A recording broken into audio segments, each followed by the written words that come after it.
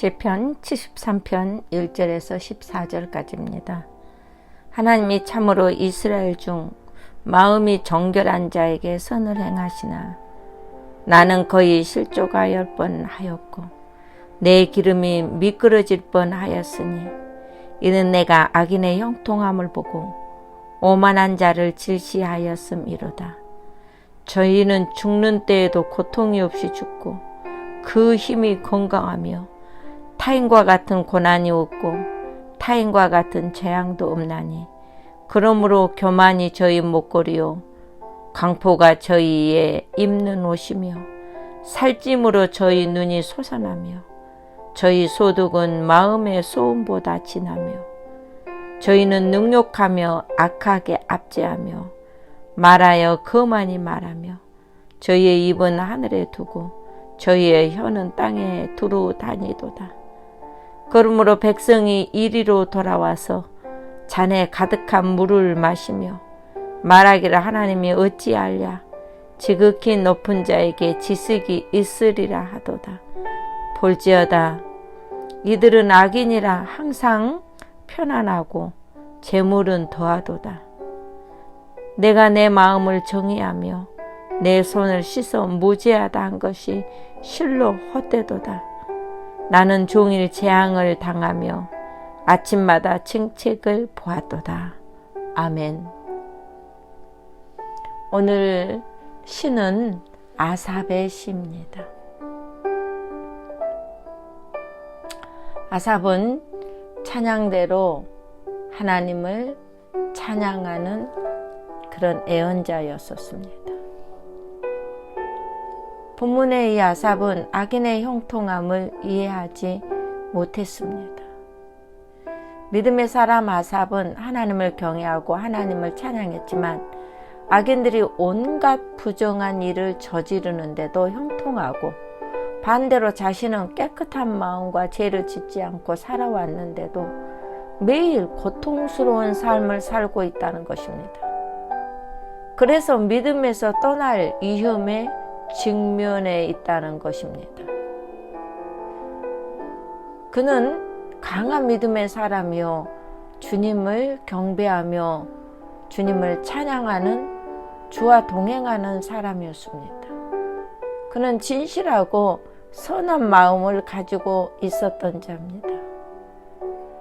그때 이 의문을 가지고 그는 하나님의 성전으로 나아가게 됩니다. 첫 번째로 악인의 형통함을 보겠습니다. 그들은 불법으로 재물을 쌓고 온갖 편안함과 재물로 쾌락을 누리는 자들이라고 했습니다. 그들의 눈과 마음은요, 얼마나 교만하고 오만했는지 그들을 보면서 이 아삽은 불평이 저절로 나오게 되었습니다. 의로운 자가 고난을 받고 악인이 잘 되는 이유가 뭘까 하는 의문에 2절 그는 나는 거의 넘어질 뻔하였고 나의 기름이 미끄러질 뻔하였다라고 합니다. 이것은 시험에 들을 뻔했다는 것입니다. 악인의 화상을 인정함으로 악의 결과를 부러워할 때 우리의 영혼에는 위기가 오게 됩니다. 실질적으로 우리의 삶은 영적인 전쟁터입니다. 불안한 세상에서 하나님에 대한 믿음이 바로 흔들렸습니다. 그때 아삽은 하나님의 성전으로 나가게 됩니다. 그리고 하나님께 이 불리한 세상, 이 어려운 이 세상에 대해서 가슴을 열고 하나님과 토로할 때 하나님께서 답을 허락해 주셨습니다. 두 번째로 악인들의 화상을 보겠습니다. 6절로 7절에 보니까 저들은 교만이 그들의 목걸이요 강포가 그들의 옷이며 7절에는 살찜으로 그들의 눈이 솟아나며 그들의 소득은 마음의 소음보다 많으며 라고 말했습니다. 교만하고 악한 사람들이 더 존경받고 더 잘 되고 있는 것입니다. 반면에 많은 사람들이 가난과 질병으로 고통과 고난을 당하고 있는데 악인들에게는 그런 고통마저도 없어 보입니다. 우리 삶에는 우리의 이성이나 경험이나 지식으로 해석되지 않는 문제가 산적해 있습니다. 악인의 형통을 아무리 생각해봐도 알 수 없는 그런 사실이었습니다. 우리가 신앙생활하면서 어렵고 힘들 때가 많아요. 때로는 사랑하는 배우자도 또 내가 어떻게 결정하고 어떤 태도를 가져가 행동하는데 이해가 되지 않을 때가 많습니다. 우리의 삶은 영적인 전쟁터나 다름없습니다. 이 불합리한 세상에서 하나님에 대한 믿음이 흔들린 것처럼 우리도 매번 흔들릴 때가 많습니다. 그러나 13절을 보면은요, 내가 내 마음을 깨끗하게 하면 내 손을 씻어 무죄하다 한 것이 실로 헛되도다 라고 말하고 있습니다. 얼마나 정직하게 살려고 했던가를 우리는 이 본문에서 알 수가 있습니다. 다시 말하면 아삽이 이렇게 말하는 것이죠. 내가 하나님 뜻대로 바르게 정직하게 열심히 이렇게 한 것, 도대체 이렇게 한 것이 무슨 의미가 있습니까? 라는 그런 말입니다. 비단 아삽의 말만이 아니라 우리의 마음이지 않을까 싶습니다. 우리가 하나님께 평안과 축복을 바라는 것만큼 이 시간 우리는 지혜를 더 구해야 될 줄로 믿습니다. 하나님의 지혜를 얻기 위해서 몇 번 기도했다고 주어지는 것은 절대 아닙니다. 이런 모든 문제 안에서 우리는 하나님의 지혜를 바로 깨달아야 됩니다. 지속적으로 하나님과 교제할 때만이 이런 지혜가 깨달아집니다. 이렇게 악인이 형통하고 나는 어렵고 힘들고 이런 과정 속에서 많은 사람들은 하나님을 멀리하게 됩니다. 또 가정이 많이 힘들고 어려운 걸 볼 수 있습니다. 그러나 우리는 하나님을 멀리하게 되면 인간의 본성은 부패하게 되어 있습니다.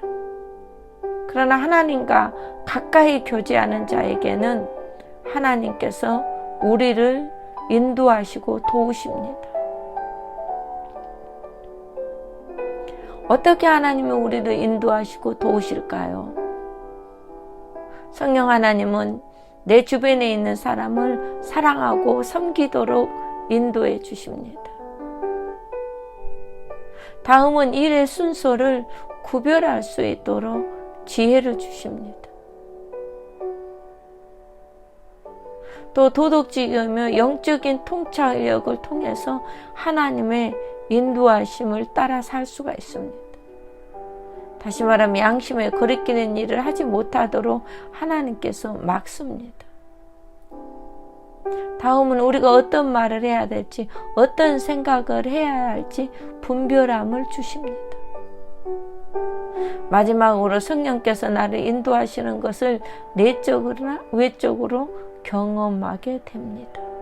그러나 악인들은 재물은 많을지 모르지만은 이런 하나님과 함께하는 경험은 가질 수가 없습니다. 성도는 주님을 믿고 악인의 실상을 보면서 부러워하지 말아야 합니다. 그들을 부러워하게 되면 오늘 이 본문의 기자처럼 우리도 영적 위기를 만나게 됩니다. 그래서 성전에 가서 단도직입적으로 하나님께 질문했던 그는 하반절에 하나님을 만나며 깨닫게 됩니다. 26절에 보면은 내 육체와 마음은 쇠약하나 하나님은 내 마음의 반석이시오 영원한 풍기십니다 라고 고백합니다. 주위를 돌아보면 여러분 주위에 이렇게 힘들고 어렵고 나는 늘 기도를 쉬지 않고 구제하고 헌신하고 봉사하고 11조를 잘 내매도 불구하고 나는 이렇게 지금도 어려움에 쌓여 있을까라고 생각하는 삶이 종종 많이 있습니다. 그러나 사랑하는 여러분들, 약속의 주님을 바라보고 믿으시길 바랍니다. 주의 분깃으로 우리를 반드시 형통하게 하여 주실 것입니다. 그 소망의 주님을 바라보면서 승리하시기를 예수님의 이름으로 축원합니다. 기도하시겠습니다. 전능하신 하나님, 예수 안에서 가장 선하게 사는데 악인들처럼 형통하지 못하냐고 반문하며 낙심할 때가 많아서 시험에 들었던 우리들이었습니다. 그러나 주여 우리를 불쌍히 여겨주시고 우리도 이 본문의 기자처럼 시험에 들어 미끄러지지 않도록 굳세게 세워 주시옵소서. 이 세상의 전부가 아닌 그리스도 안에 있는 딴 세계의 영생이 있습니다. 그러기에 우리는 그 천국을 사모합니다. 우리의 목마름을 아시는 주여, 우리를 만족해 하시는 영생수로 흡족하게 하시며 또한 우리의 삶에 지쳐있고 필요와 공급으로 채워야 할 부분을 하나님께서 풍성하게 허락하시되 하나님 내 마음의 반석이요 영원한 분깃이니 주만 바라보고 있습니다 라는 우리의 믿음과 기도와 찬양과 고백을 받아 주시옵소서. 하나님, 이제부터 우리는 우리의 입술이 그 영원하신 기업이시오 우리의 반석이신 그 주님을 찬양하게 하여 주시옵시고 믿음으로 승리하는 저희들 되게 하여 주시옵소서. 살아계신 예수 그리스도의 이름으로 감사하며 기도하옵나이다. 아멘.